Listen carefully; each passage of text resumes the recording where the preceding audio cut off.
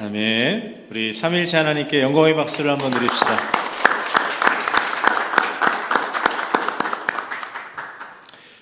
할렐루야. 네, 반갑습니다. 오늘도 주님의 은혜와 사랑이 여러분 모두 함께 하시기를 간절히 축복합니다. 우리 한번 서로 얼굴을 보고 또 축복의 인사, 평화 인사를 건네면 좋겠습니다. 반갑습니다. 잘 지내셨나요?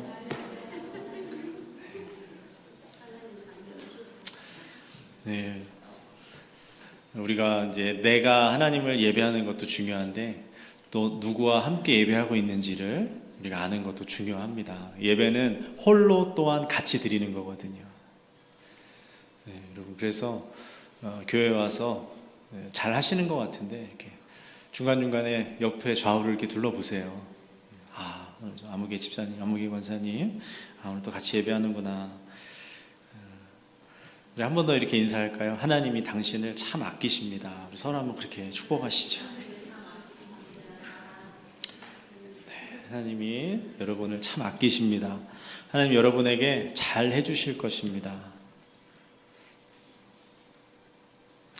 오늘은 우리가 교회력으로요 삼위일체 주일로 지키고 있습니다. 그래서 하나님 세 분이신 하나님, 그런데 그 세 분의 하나님이 한 분으로 존재하시는 삼위일체 하나님을 기억하고 또 예배 가운데 그 하나님을 기념하는 그러한 주일로 지킵니다.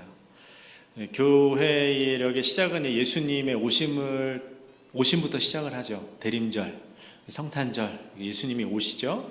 그리고 예수님이 이제 순환을 당하시죠. 십자가의 순환을 당하시고 죽음을 당하시죠. 그리고 부활을 하십니다. 부활하신 예수님께서 이제 승천하시고 지난주에 우리가 지켰던 성령이 오셔서 성령 강림 주일을 우리가 지키죠. 그래서 이 하나님과 예수님과 성령님 이 세 분의 하나님, 한 분이신 하나님이 우리가 믿는 하나님입니다. 이 하나님이 예수님을 통해서 이제 우리에게 밝히 드러나셨죠. 예수님 안에서 하나님의 사랑이 성부와 성자와 성령의 사랑과 은혜가 우리에게 이렇게 드러났습니다. 여러분 우리가 받은 구원은요 예수님 혼자 하신 게 아니고 하나님과 성령님과 예수님이 함께 하신 이 세 분의 하나님의 협력 사역의 결과입니다. 그리고 이 삼위일체 하나님은요 우리의 신앙과 우리의 삶의 모본이 되십니다. 그 삼위일체 하나님에 대해서 오늘 함께 말씀을 나누려고 합니다. 삼위일체라는 말은 이제 성경에는 없는 단어예요. 성경에는 삼위일체라는 말은 나오지 않습니다. 이것은 교회가 역사 가운데 이단들과의 변증 가운데서 교회를 성도들의 신앙을 보호하기 위해서 만든 교리적인 단어입니다. 여러분 종교를 구분할 수 있는데요. 여러 가지 기준으로 구분할 수가 있는데 이게 단일신 종교와 다신 종교로 구분할 수가 있습니다. 단일신이라는 건 뭐예요? 신이 하나의 하나, 한 명. 이게 단일신이죠. 대표적인 종교가 유대교, 그리고 이슬람교. 이것은 단일신 종교입니다. 한 명의 신, 하나의 존재의 신을 믿고 섬기는 게 단일신 종교입니다. 이 반대편에 있는 것이 다신 종교예요. 신이 여러 명인 거죠. 대표적인 게 불교, 힌두교죠. 힌두교에는 2만 개, 3만 개에 가까운 신이 있다고 하잖아요. 여러 신을 섬기는 종교가 있어요. 다신교입니다. 그럼 우리 기독교는 어디에 속할까요? 단일신을 섬기는 종교에 속할까요? 다신 종교에 속할까요? 기독교는 이 어디에도 속하지가 않아요. 우리 기독교는 단일신을 믿는 종교도 아니고 다신을 믿는 종교도 아니고 유일신을 믿는 종교예요. 네. 유일신. 단일신과 유일신은 다릅니다. 단일신은 숫자적인 개념이에요. 신이 딱 하나 있다는 거예요. 유일신은 뭐냐면 우리가 믿는 하나님 유일하신 하나님인데 이런 신이 세상에 없다는 거예요. 하나님 외에는. 하나님의 독보적인 존재, 이것을 유일하다라고 표현하는 겁니다. 구약의 신명기에서 구약의 가장 핵심이 되는 말씀은 신명기 6장 4절 5절인데 거기에 보면 하나님을 이렇게 증언하고 있어요. 이스라엘아 들어라, 우리 하나님 여호와는 오직 유일한 여호와시다. 그래서 하나님을 사랑해라. 이게 구약의 핵심이거든요. 여기서도 하나님을 뭐라 그래요? 유일한 하나님. 우리 하나님 여호와는 오직 유일한 여호와이시다. 무슨 얘기냐면 하나님이 한 분이라는 뜻이 아니에요. 하나님 같은 분이 없다는 거예요. 이 온 우주에, 이 온 세상에 여호와 같은 신이 없다는 거예요. 왜 여호와 같은 신이 없느냐? 그것이 바로 삼위일체 하나님의 그 고유한 존재 방식이기 때문에 그래요. 하나님이 세 분이 한 분으로 존재하시는데 이렇게 존재하는 신이 없다는 거예요. 세 분이면서 동시에 한 분이시고 한 분이면서 동시에 세 분인 신은 이 우주에 여호와 하나님밖에 없다는 거예요. 그래서 유일하다는 거예요. 숫자의 개념이 아닌 겁니다. 여러분 거의 다 암송하시는 말씀 같은데 요한복음 3장 16절 우리 한번 암송해 볼까요?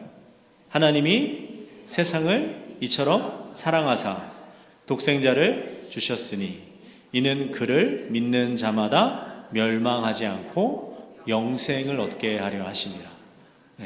여기서 하나님이 세상을 사랑하셔서 누구를 보내셨냐면 예수님을 보내셨대요. 근데 그 예수님을 독생자라고 표현해야 하죠. 외아들. 여기서 독생자나 외아들도 숫자 개념이 아니에요. 제 아들이 하나밖에 없는데 그럼 제 아들이 독생자냐 외아들이냐, 이건 숫자적인 개념이고, 이 신약 성경에서 말하는 독생자라는 거는 독특한 아들이라는 거예요. 성자가 예수 그리스도가 하나님의 아들이신데 너무 독특한 아버지와 아들의 관계라는 거예요. 이런 관계는 세상에 없다는 거예요. 유니크니스를 얘기하는 겁니다. 여러분 1 더하기 1 더하기 1이 3인데 1 더하기 1 더하기 1이 1이라는 거예요. 성부와 성자와 성령 이 세 분의 하나님이 그렇게 관계를 맺고 계세요. 이거를 어떻게 과학적으로나 논리적으로 이렇게 설명할 수가 없어요. 그래서 삼위일체는 하나님을 설명하기 위해 만든 교리가 아니에요. 하나님의 신비를 보호하기 위해 만든 교리예요. 우리의 인간의 이성으로 알 수 없는 하나님, 우리의 머리로는 다 계산할 수 없고 분석할 수 없고 설명할 수 없는 하나님의 위대함, 하나님의 영광, 하나님의 신비, 이것을 설명하려고 만든 단어가 삼위일체라는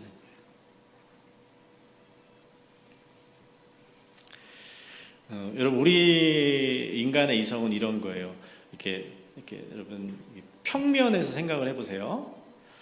만약에 기차가 서로 양쪽에서 이렇게 다가오고 있어요. 그럼 평면적으로 보면 기차가 점점 다가오면 가까이 오면 어떻게 돼요? 충돌하겠죠. 이건 평면적인 사고예요. 그런데 이것을 입체적으로 만약에 하늘에서 내려다본다고 생각해 보세요. 그러면 기차가 평면으로 볼 때는 이렇게 오고 있는데 위에서 봤더니 어떻게 오고 있냐면 이렇게 오고 있는 거예요. 기차가 부딪혀요? 안 부딪혀요? 안 부딪혀요. 기차가 10개, 100개가 있어도 전혀 안 부딪힐 수 있거든요. 하늘에서 보면. 우리가 하나님을 이해할 때 우리는 기껏해야 평면적으로밖에 이해를 못해요. 그게 우리의 이성의 한계거든요. 근데 하나님 어떤 분이에요? 3차원, 10차원, 100차원, 무한의 차원. 인간의 이성으로는 도저히 다 알 수 없는 하나님. 삼위일체 하나님, 이게 하나님의 존재 방식이고 하나님만의 고유한 하나님 속성인데, 그러면 이것을 이제 오늘 삼위일체라는 말로 우리는 부르고 이 하나님을 믿고 있는 것입니다. 성경에 이 삼위일체 하나님, 세 분이신 하나님, 동시에 한 분이신 하나님이 성경에 곳곳에 등장하는데, 오늘 읽은 본문 말씀 창세기와 마태복음의 말씀이 대표적인 성경 말씀입니다. 하나님 세상을 창조하시는데 창세기 1장에 보면 뭐라고 말씀하세요? 우리가 우리의 형상을 따라 우리의 모습대로 사람을 만들자 이렇게 말씀하시죠. 우리라는 표현이 나오는 거예요. 우리. 여러분, 우리는 단수입니까 복수입니까? 이게 숫자 개념으로 봤을 때는 복수죠, 그렇죠? 하나가 아니라 셋이잖아요. 그러니까 하나 이상, 둘 이상부터가 복수죠, 그렇죠? 근데 우리가라는 것은 이 하나님이 복수의 존재라는 걸 의미하는 거죠. 근데 재미있는 건 뭐냐면 우리가 우리의 형상을 따라 사람을 만들자 할 때 그 만들자의 동사, 이 히브리어 동사는 단수 동사를 쓰고 있다는 거예요.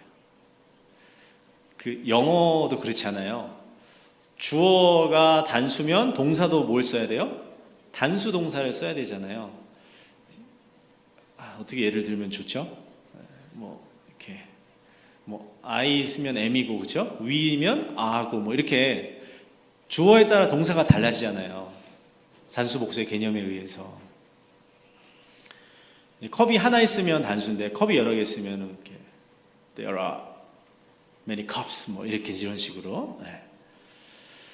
그런데 성경 이 창세기 1장 26절, 27절에서 우리가 하나님이라는 단어는 복수를 쓰고 있는데 만들다라는 동서는 단수를 쓰고 있다는 거예요. 주어와 동사가 불일치하고 있어요. 왜 그럴까요? 이건 성경에 오류가 있어서가 아니에요. 우리는 성경에 오류가 없다고 믿는 신앙 위에 서 있는 교회거든요. 교단이거든요. 이것은 창세기를 기록한 저자의 의도가 있는 거예요. 뭐예요? 하나님이 어떤 존재인지를 나타내고 싶은 거죠. 그분은 세 분이시지만 한 분으로 존재하셔요. 그래서 주어와 동사가 맞지 않는 거예요. 이 어떻게 세 분이신 하나님이 한 분으로 존재하시냐, 여러 가지로 설명할 수 있겠지만 저는 가장 좋은 설명 방식은 이 하나님이 사랑 안에 하나로 연합해 계신다, 그래서 한 분이시다라고 설명할 수 있을 것 같아요. 사랑 안에 세 분의 하나님이 하나이신 거예요. 사랑은 연합하게 하고 사랑은 구분짓지 않거든요. 우리가 누군가를 깊이 사랑할 때 그 사람과 하나 되죠. 흔히 부부를 뭐라고 불러요? 일심 동체. 분명히 나눠져 있어요. 몸이 따르고 생각도 따르고 인생이 다르고 살아온 경험과 과거가 다 다른데 사랑 안에 하나가 되거든요. 사랑은 연합을 설명할 수 있는 가장 좋은 방법이에요.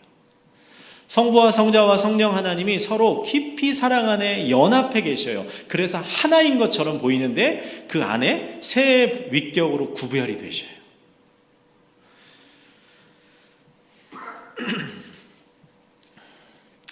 그래서 여러분, 하나님이 세상을 창조하실 때 보면 하나님만, 성부 하나님만 계셨던 게 아니라 창세기 1장 2절에 보면 하나님의 영, 성령도 수면에 운행하고 계셨고 3절에 보면 하나님이 세상을 창조하실 때 뭘로 창조하시냐면 말씀으로 창조하시거든요.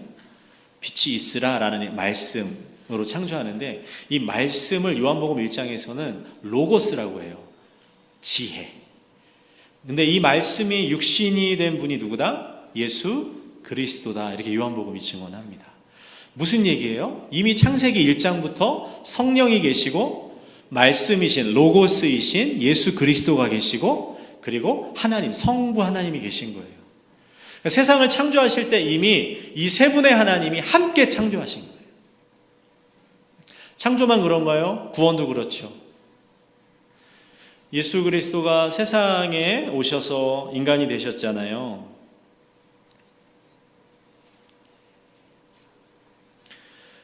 성자가 성부의 그 구원의 계획에 순종하셨어요. 그래서 이 땅에 오셨죠. 하나님과 동등됨을 포기하시고. 그래서 우리와 똑같은 사람이 되셨고 먹고 마시고 하나님 나라 전하시고 병자를 고치시고 그렇게 공생의 사역을 사시고 십자가에 죽으셨죠. 3일 후에 부활하셨습니다. 근데 예수님이 사람이 되시고 십자가에 죽으셨다가 부활하신 이 모든 과정에도 예수님 혼자 하신 게 아니잖아요. 성부 하나님이 성자 예수님 보내시고 그 모든 성자의 사역과 삶과 죽음과 부활 가운데 누가 함께 하세요? 성령이 함께 하세요. 그래서 죽었던 예수님을 성령이 부활의 능력으로 일으키시잖아요. 다시 살리시잖아요. 그 결과 우리에게 구원이 선물로 주어졌죠. 우리가 받은 구원도 여러분 예수님 혼자 하신 게 아니라는 거예요. 세 분의 하나님이 같이 하셨다.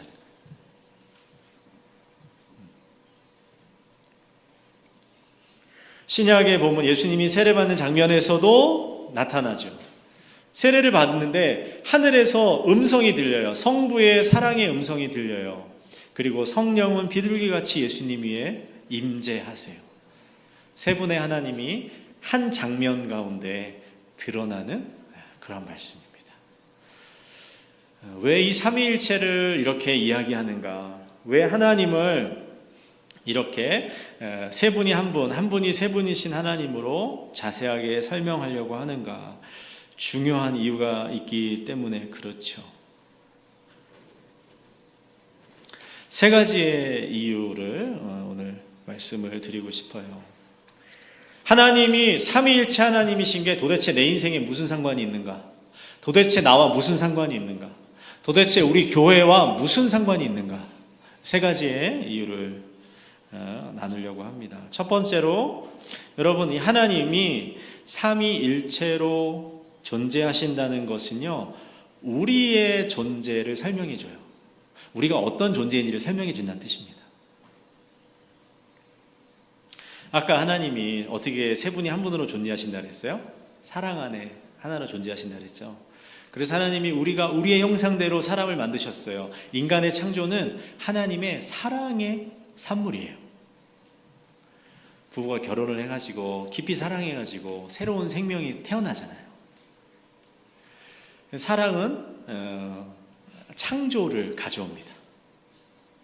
우리가 누군가를 사랑하면 생명의 역사가 일어나요. 꼭 부부 사이에서만 의미하는 게 아니라 모든 우리의 관계 가운데 그래요. 목사가 교회를 사랑하고 성도가 성도를 사랑하고 우리가 교회를 사랑하면 반드시 생명의 역사가 일어납니다. 사랑은 생명을 가져와요. 그게 하나님의 존재 방식이거든요. 그래서 인간은 다른 동물과 다르게 하나님의 사랑의 존재 방식 가운데, 사랑의 관계 가운데 만들어진 존재이기 때문에 우리도 사랑의 존재예요. 사랑이 없으면 못 살아요. 여러분, 대중가요에서 제일 많은 주제를 차지하는 게 뭐예요? 뭐 정의, 무슨 뭐 진리 뭐 이런 거예요? 아니에요.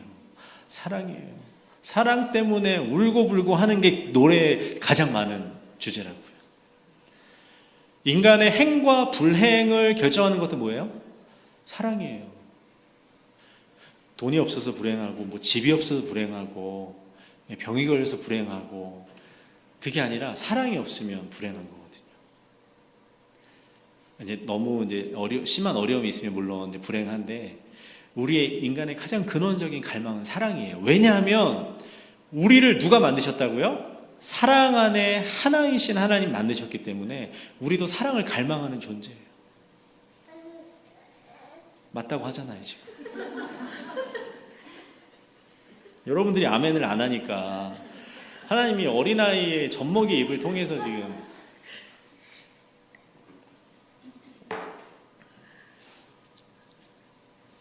톨스토이라는 러시아의 유명한 그 문학가가 있죠. 이 사람이 사람은 무엇으로 사는가라는 짧은 그 단편 소설을 썼습니다. 내용은 이래요. 천사 하나가 하나님한테 벌을 받았어요. 그래서 세상에 이렇게 던져집니다. 근데 하나님이 뭐라고 하시냐면, 소설이에요, 소설. 되게 잘 오해하지 마시고 들으세요. 예화를 드는 거예요, 지금. 여러분 좋아하시는 예화. 하나님이 천사 하나를 벌을 내려 세상에 이렇게 쫓아보냈어요. 그리고서 너가 다시 하늘로 돌아오려면은 세 가지의 질문에 답을 찾아오면 내가 너를 다시 받아주겠다. 소설 속에서 이제 그러시는 거예요. 이 세 가지 질문이 무엇이었냐면, 첫 번째는 사람의 마음이 무엇이 있느냐, 이걸 알아오라는 거예요. 대답을 찾아오라는 거예요. 두 번째 질문은요, 사람에게 주어지지 않은 게 뭐냐, 이걸 찾아오래요. 사람이 가지고 있지 않은 거, 없는 거. 세 번째 질문은 뭐냐면, 사람이 무엇으로 사는지를 알아오래요. 이 세 가지의 숙제를 가지고 미하엘이라는 러시아 말로는 미가엘 천사가 땅에 이제 오는데 어떤 모습으로 오냐면, 벌거벗은 갑자기 터미네이터가 생각이 나네요. 벌거숭이의 노숙자의 모습으로 아주 지긋지긋하게 가난한 구두 수선공 시몬이라는 사람의 집 앞에 이렇게 딱 버려집니다. 근데 이 구두 수선공 시몬이 이제 아내 러시아 이름이 어렵던데 마트료나 두 부부의 집 앞에 버려져요. 그래서 이 시몬이 딱 나갔는데 발가벗은 한 노숙자가 자기 집 앞에 웅크리고 있으니까 이제 일을 하고 돌아오다가 자기 집 앞에 그 천사를 발견하는 거예요. 사람의 모습을 현장한. 이 사람 불쌍해가지고 거두어드려요.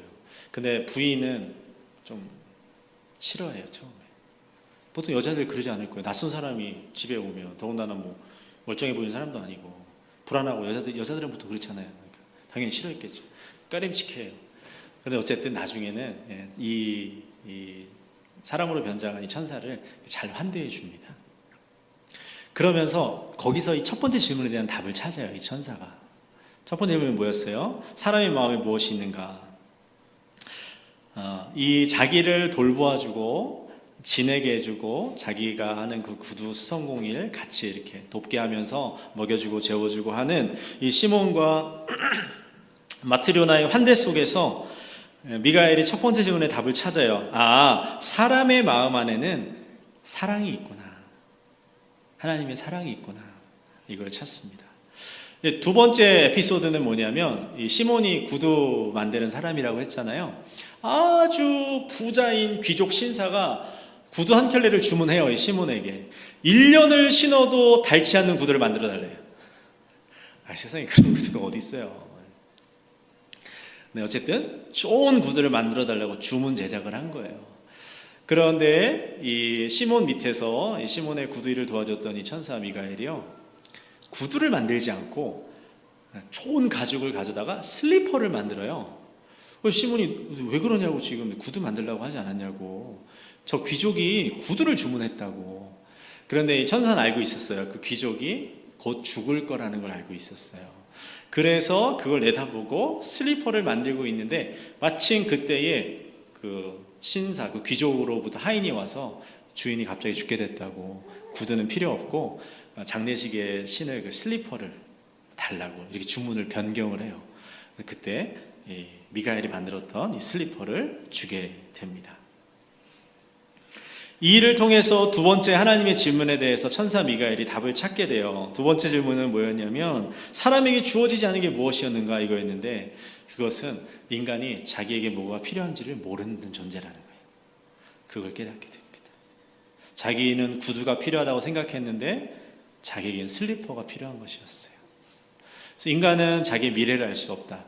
나에게 정말 무엇이 있어야 하는지를 모르는 존재구나 라는 것을 깨닫게 됩니다. 세 번째로는 이 구두장이 시몬의 이 가게에 한 여인이 두 아이를 데리고 오는데 그 두 아이 중에 한 아이가 장애인이었어요. 그래서 물어봐요. 왜 이런 아이가 왜 이렇게 됐냐고. 그래서 이제 엄마가 설명을 합니다. 알고 봤더니요, 그 아주머니, 그 여인은요, 이 소녀들과 사실은 엄마와 딸의 관계가 아니었어요. 이 아이의 엄마는 죽었는데 이 아이가 어렸을 때 이 소녀의 발을 엄마가 우연히 실수로 이렇게 사고로 짓누르게 돼서 발이 불구가 됩니다. 그러고 나서 죽은 거죠. 그런데 이 이웃에 살던 이 여인이 이 아이를 거두다 키운 거예요. 그리고 구두를 맞추어 주러 온 것이었어요. 남의 자식을 아주 극진하게, 더군다나 장애가 있는 아이를 극진히 자기 자녀처럼, 딸처럼 돌본 이 부인의 모습에서 마지막으로 하나님의 세 번째 질문, 사람이 무엇으로 사는지 알아와라 라고 하는 이 질문에 대해 천사는 대답을 찾게 돼요. 그 뭐냐면 사람은 사랑으로 산다는 것이었어요. 하나님의 사랑, 그 사랑으로 살게 된다라는 이 대답을 가지고 미가엘이 다시 하늘로 올라간다는 이야기가 톨스토이의 이 단편 소설에 나옵니다. 여러분, 우리 새벽 기도 때 고린도전서 말씀도 살펴봤는데 고린도전서는 너무나 분명하게 말해요. 사랑이 없으면 우리의 인생이 다 헛되대요. 우리가 열심히 사는 것도 중요하고 성공하고 성취하는 것도 참 중요하고, 교회에 와서 우리가 여러 가지 봉사를 하고 또 교회의 부흥을 위해서 수고하고 애쓰는 게 너무 중요한데, 이 모든 것의 시작은 사랑이어야 한다고 성경이 말씀하는 겁니다.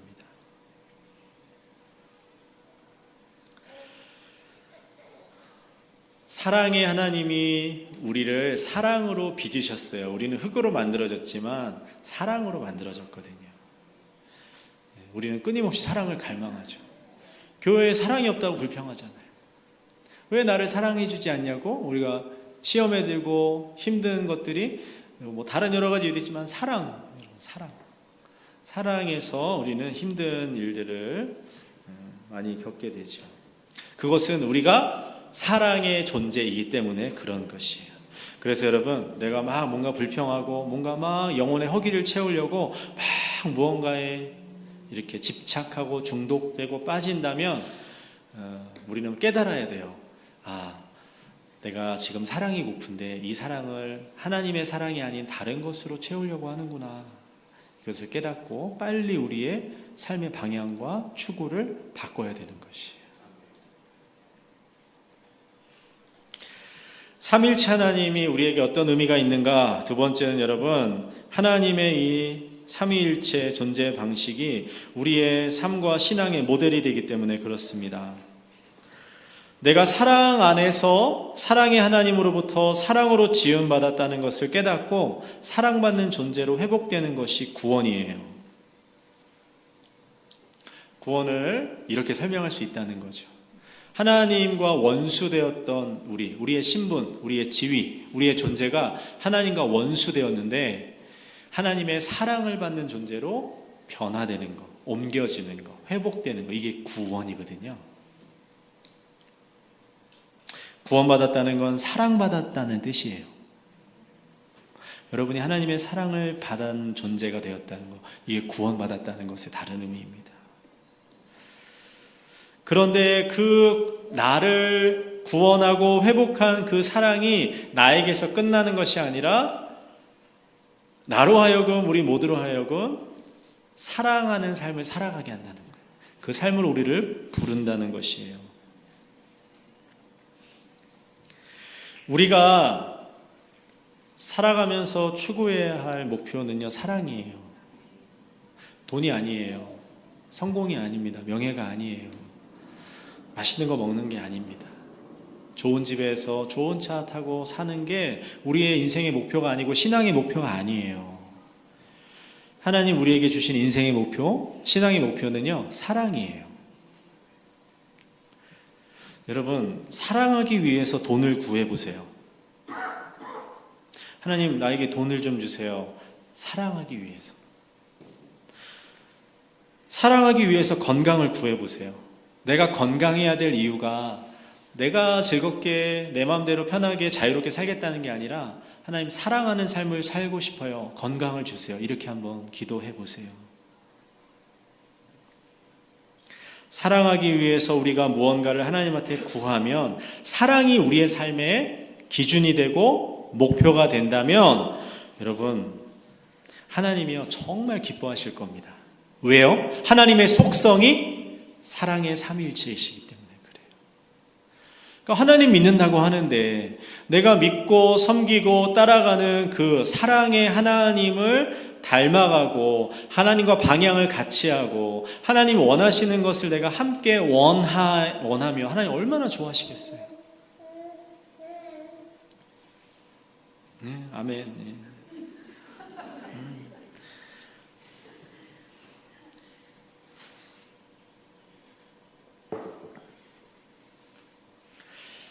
사랑을 추구하는 인생, 사랑을 꿈꾸는 인생, 사랑을 위해서 모든 것을 사용하기 원하는 인생, 이것이 하나님이 예수님을 통해 성령 안에 창조해 가시는 신인류의 원형입니다. 모형입니다.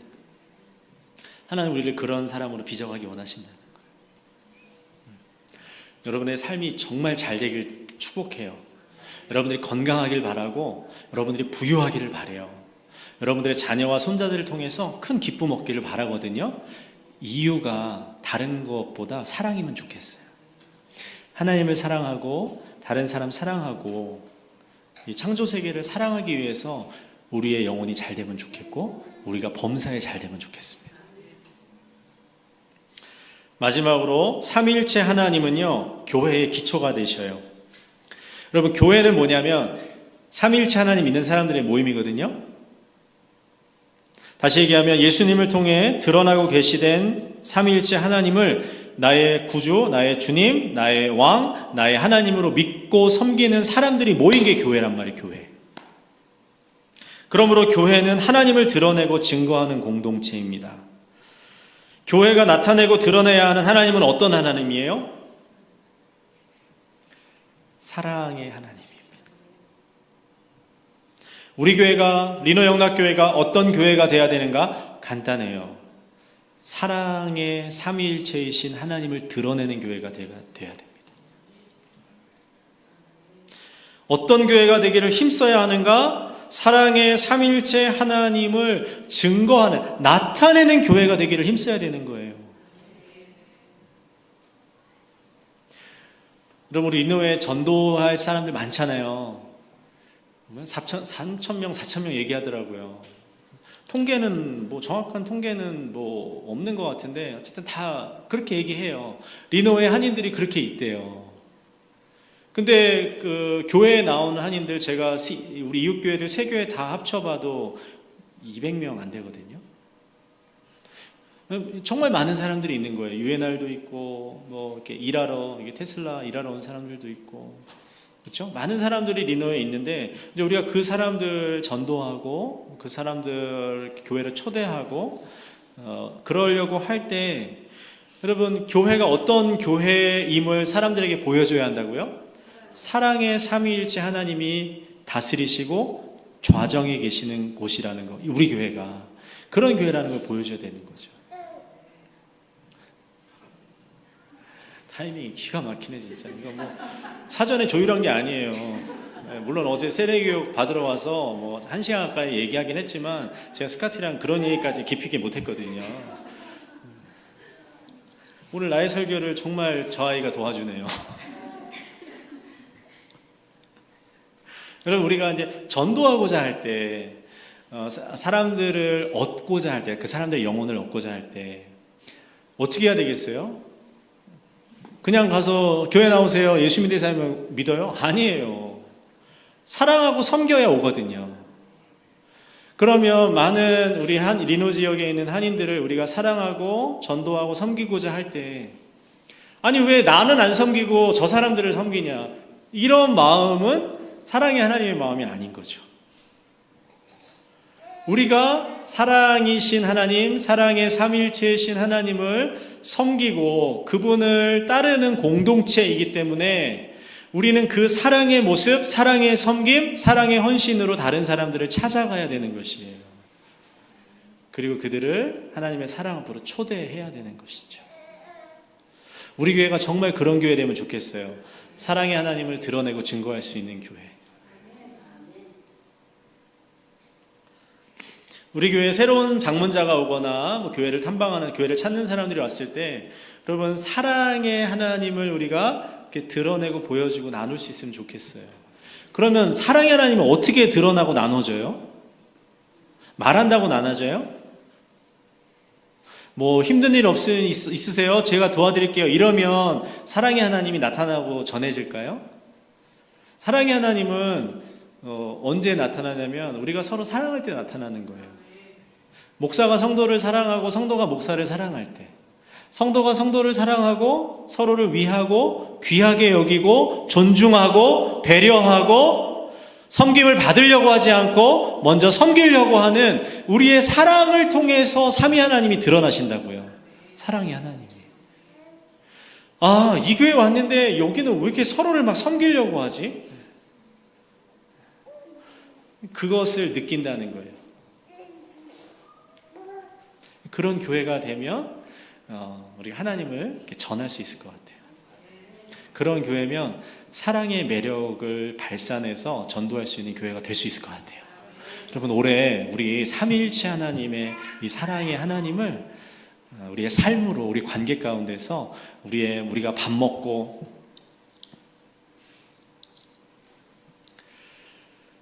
교제하고 예배하고 기도하고 하는 이 모든 시간 가운데 나타낼 수 있으면 좋겠어요. 제가 다른 교회 목사님한테 들었는데 되게 충격적이면서도 좀 또 오픈 그런 얘기를 들었어요. 저기 동부에서 목회하시는 그 목사님인데 교회에서 밥을 먹는데 밥을 싸간다는 거예요. 이제 먹고 나서 뭐 이렇게 싸갈 수도 있지만 이제 그게 아니라 이제 먹기 전에 이렇게 밥을 막 챙겨 싸간다는 거예요. 근데 제가 놀랐던 건 뭐냐면 그분이요, 머리끝부터 발끝까지 명품으로 쫙 치장을 했더래요. 그러니까 그건 뭐예요? 못 사는 분이 아니거든요. 버버리 아세요? 버버리? 권사님, 나이 많은 권사님이셨는데 버버리로 쫙 빼고 음식을 열심히 챙기고 계시더래요. 밥 먹기 전에. 그래서 그걸 보면서 이게 못 살아서, 그러니까 집에 먹을 게 없어서 음식을 싸가는 게 아니다라는 얘기를 이제 그 목사님이 하시는 거예요. 제가 그 얘기를 듣고서 그렇구나 여러 생각을 하게 됐어요.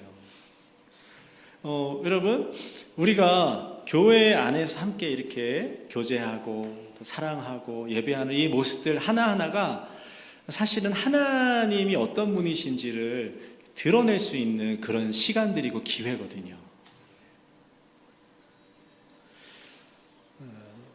교회에 가끔 오거나 교회에 처음 온 사람들은요, 그 교회의 분위기와 수준을 굉장히 빨리 캐치해요.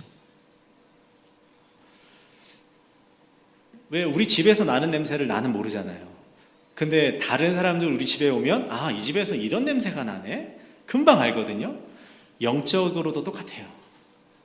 우리가 정말 서로 사랑하며 섬기면서 배려하면서 내 배 먼저 채우지 않고 다른 사람 먼저 사랑하고 섬기는 것이 우리 교회의 문화가 되고 그것이 우리 교회의 체질이 되고 우리 교회의 생리가 되면 사람들이 금방 알아요. 금방 소문날 거예요. 왜 그런 교회가 돼야 되느냐? 오늘 삼위일체 하나님에게 그 답이 있는, 근거가 있는 겁니다. 하나님이 사랑으로 존재하시니까 우리도 그 하나님을 닮아가자는 거예요. 하나님 사랑하는 우리 성도 여러분, 우리의 구원, 우리의 성화, 우리의 변화, 우리의 모든 신앙의 목표도 다 삼위일체 사랑이신 하나님으로부터 시작됩니다. 오늘 하나님께서 우리를 그 사랑으로 부르고 계세요.